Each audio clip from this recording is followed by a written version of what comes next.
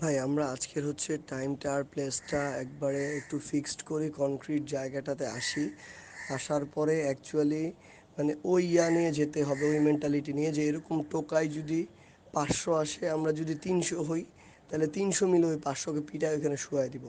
গতকালকে যা রাগ যা ক্ষোভ ওইখানে ছাড়তে হবে। আমি একদম ক্লিয়ারলি বলি ভাই, মাথায় একটা জিনিস খালি রাখতে হবে যে আমার বোনগুলারে কিভাবে ওরা মানে হেনস্থা করছে, কিভাবে রক্ত ঝরাইছে, ভাইগুলারে কিভাবে আহত করছে, এগুলা মাথায় রেখে সবগুলা একসাথে থাকতে হবে, একদম ওই মেন্টালিটি রেখে।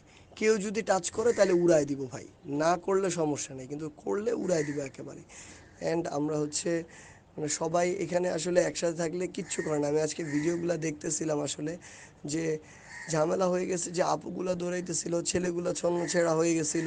ছেলেও কম ছিল না, কিন্তু এক একজন এক এক দিকে হয়ে গেছে। কেউ 71 হলের দিকে, কেউ সূর্য সেনের দিকে, কেউ চলে গেছে হচ্ছে জসিমউদ্দিন হলের দিকে, কেউ মল চত্বরে মানে বিভিন্ন জায়গায় ছন্নছেড়া হয়ে গেছিলো। এভাবে না হয়ে একসাথে থাকা লাগবে।